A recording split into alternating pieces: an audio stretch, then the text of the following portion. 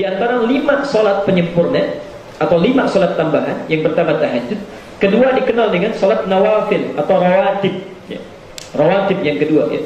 Sholat yang mengiringi sholat fardhu, yang mengiringi sholat fardhu, ya.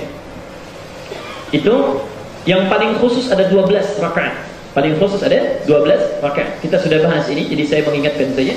2 rakaat sebelum fajar, sebelum subuh, ya. 2 rakaat sebelum subuh. Ini yang paling utama, mesti kita sedapat mungkin lakukan, ya. Sedapat mungkin lakukan. Rasulullah itu saking pentingnya 2 rakaat sebelum subuh ini, atau 2 rakaat fajar ini, itu dalam hidupnya tidak pernah meninggalkannya. Saking pentingnya, ya.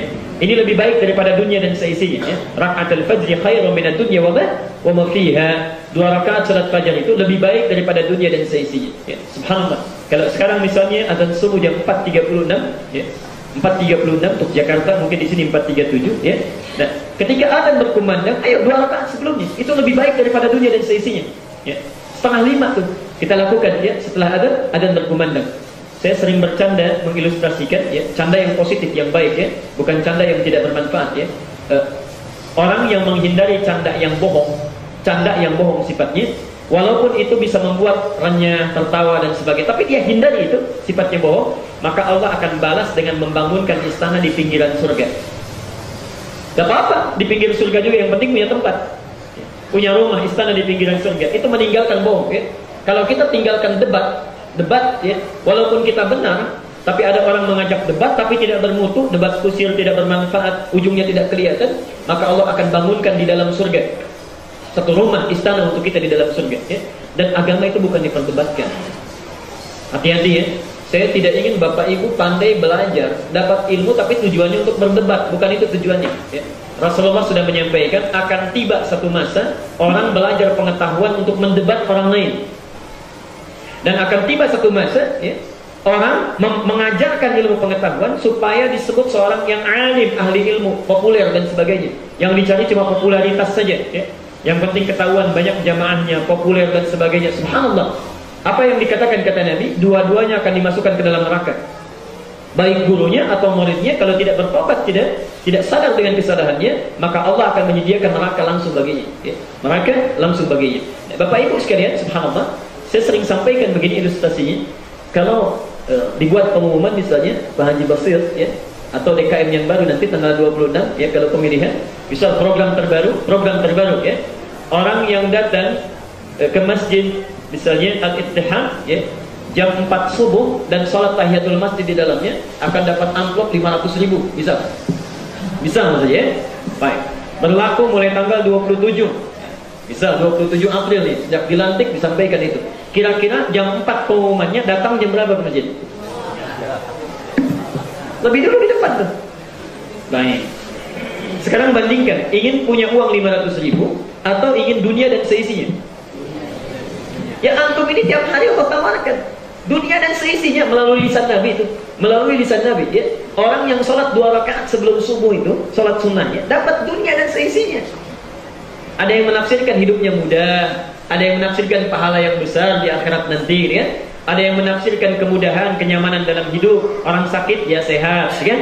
Harusnya misalnya macet dia lancar. Dunia dan seisinya.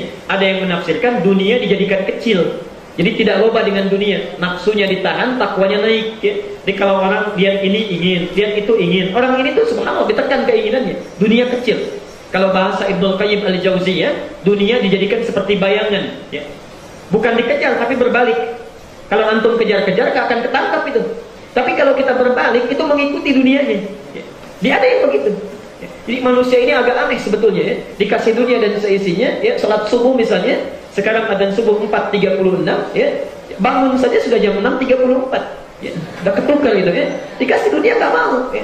Tapi 500.000 dikejar-kejar, jam 2 sudah ada di masjid tuh, ya. Kan aneh ini manusia, ya. Subhanallah, ya. Jadi 2 rakaat sebelum subuh, kemudian 4 rakaat sebelum zuhur, 4 rakaat sebelum zuhur, ya. Mohon, ya, kalau di masjid ini sholat zuhur, ya, qabliyahnya itu agak diperpanjang waktunya. Jangan terlalu mepet, ya, jangan terlalu mepet. Walaupun rumus qabliyah itu cepat menunaikannya. Qabliyah itu jangan panjang-panjang sholatnya, ya. Singkat, ya. Sahabat menyampaikan, bahkan kami hampir tidak tahu kapan Nabi baca Al-Fatihahnya. Saking cepatnya bacaannya ya. Tapi cepat di sini sesuai dengan ilmu tajwid ya. Bacaannya itu hadar. Hadar itu bacaan cepat tapi sesuai dengan tajwid. Dibuat 2 harakat setiap yang panjang itu ya. Jadi ada misal man arid bisukun ya. Dalam rumus ilmu tajwid bisa dibaca 2 harakat ya, 1 detik, bisa dibaca 4 harakat ya, 2 detik, bisa dibaca 3 harakat paling panjang ya, tiwal. Alhamdulillahi Rabbil Alamin Ar-Rahmanir Rahim Maliki Yaumiddin. Nah, itu 2 harakat cepat ya, cepat. Biasanya dalam salat yang sifatnya banyak tapi sunnah ya, seperti tarawih misalnya. Kalau 4 harakat seperti salat-salat pokok yang jahar ya. Seperti misalnya salat maghrib, salat isya, salat subuh ya, ini bagusnya imam 4 harakat yang tengah-tengah. Alhamdulillahi Rabbil Alamin Ar-Rahmanir Rahim. Misalnya ya, 2 detik 4 harakat ya. Kalau salat sendirian silakan. Misal 6 harakat 3 detik. Mau tahajud misalnya, mau paling sempurna silakan sendirian malam-malam dihayati itu. Alhamdulillahi Rabbil Alamin Ar-Rahmanir Rahim. Misalnya ya. Tapi dalam salat qabliyah sunnahnya itu cepat, ambil yang pertama, yang 2 harakat ya. Misal kalau mau pakai bismillah dijaharkan boleh. Bismillahirrahmanirrahim. Alhamdulillahi Rabbil Alamin Ar-Rahmanir Rahim Maliki Yaumiddin. Cepat ya. Ini cepat bacaannya, tapi tetap tumakninah dalam gerakan-gerakan dan seterusnya ya. Jadi barangkali menitnya ditambah ya 7 menit saya kan dan sebagainya disesuaikan, baru 4 rakaat sebelum zuhur. Kemudian 2 rakaat setelah zuhur ya. 2 sebelum subuh, 4 sebelum zuhur, 6 ya. 2 setelah zuhur, 8. 2 rakaat setelah maghrib, ini yang pokok ya. 2 rakaat setelah maghrib 10 dan 2 rakaat setelah isya, jadi 12. Ini yang paling pokok ya. Kalau antum bisa menunggangi ini 12 rakaat konsisten selama hidupnya, Allah berikan bonus plus di akhirat, dibuatkan rumah di dalam surganya.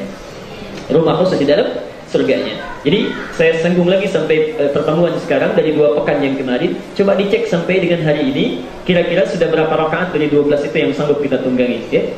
Kalau kemarin misalnya belum sempat sama sekali ya, qabliyah subuh ya. Kemarin misalnya belum sempat, baru 2 rakaat sebelum subuh, maka sekarang ada peluang sebelum zuhur 4 rakaat. Teknisnya 2-2 ya, 2 rakaat dan 2 rakaat selesai ya. Jadi itu yang kita tunggangi. Jadi setiap hari evaluasi ya. Pandai, tahu ilmunya, tahu ayatnya, tahu dalilnya, tapi nggak pernah dipraktikkan, rugi kita. Rugi ya. Baik.